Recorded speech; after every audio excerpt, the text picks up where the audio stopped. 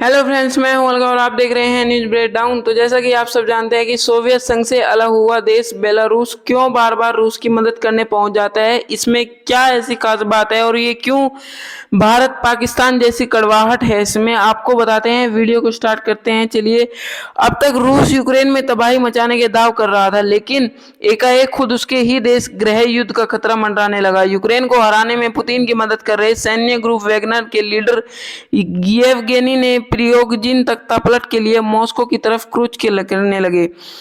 हालांकि बीच में दखल देते हुए पड़ोसी देश बेलारूस ने मामले को ठंडा कर दिया। अब फिलहाल के लिए पुतिन के ऊपर कोई खतरा नहीं है, जिसमें बेलारूस का बड़ा रोल रहा।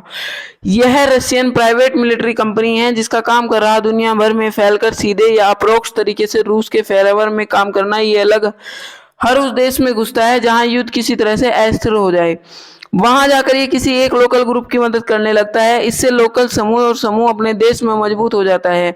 इससे बदले वो वैगनर्स यानी रूस को किसी न किसी तरह का फायदा देता है, जिससे अफ्रीकी देशों को ही ले लो कोई जगह पर वैगनर ग्रुप एक्टिव है, वो वहां के सैन्य तानाशाहों को तानाशाह बने रहने में हेल्प कर रहा है, जिसके बाद बदले रूस को तेल के खदानों का ठेका मिल जाता है। आपको बताएं कि वैगनर ग्रुप का लीडर येवगेनी प्रिगोजिन ने घोषित अपराधी है, जिससे 80 के दशक में मारपीट, डकैती और कई जुर्म किए थे। जेल से छूटने के बाद प्रिगोजिन हॉट डॉग बेचना शुरू कर दिया था। जल्द ही पुतिन की नजरों में आ गया और ये अपराधी रूसी राष्ट्रपति का खास बन गया। पुतिन का सेफ कहलाने लगा और अब इस पास रेस्टोरेंट की चेन से लेकर दुनिया के बहुत से देशों में फेक नामों से अलग अलग बिजनेस होने की बात कही जाती है।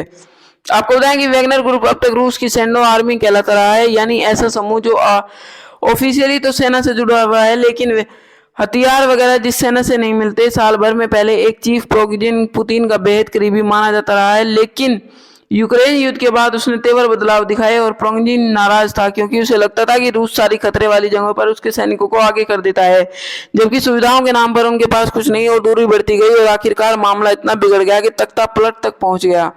आपको बताएं कि प्रिगोजिन ने सेना टैंक पर हथियारों समेत मॉस्को की तरफ बढ़ने लगी और पूरे देश में तनाव के हालात माने जा रहे थे कि रातों रात वैगनर ग्रुप में क्रिमिनल कब्जा कर सकता है। हालांकि रातों रात पासा पलट गया। बेलारूस की राष्ट्रपति अलेक्जेंडर लुकाशेंको ने पुतिन और प्रिगोजिन के बीच समझौता करा दिया और करार ये हुआ कि वैगनर ग्रुप और मॉस्को ने खूब खराबा नहीं करा और बदले में पुतिन उस पर कोई सैन्य कार्रवाई नहीं करेंगे, लेकिन वगनेस को अपने लीडर समेत देश छोड़कर बेलारूस जाना होगा। आपको बताएं कि 90 के दौरान सोवियत संघ से लगभग झगड़कर ही बेलारूस बना। तो कायदे से देखा जाए तो रूस और बेलारूस का रिश्ता वैसा ही होना चाहिए जैसा भारत और पाकिस्तान का है, लेकिन ऐसा नहीं है। क्यों नहीं है? यूक्रेन से युद्ध के दौरान बेलारूस लगातार रूस की मदद के लिए आता रहा है, यहाँ तक कि अपनी जमीन पर रशियत परमाणु दस्ता तैनात करके बेलारूस ने एक तरह से बाकी दुनिया से दुश्मनी ले ली है। आपको बताएं कि सोवियत संघ से टूटकर अलग होने के बाद बेलारूस के राष्ट्रपति अलेक्जेंडर लुकाशेंको रूस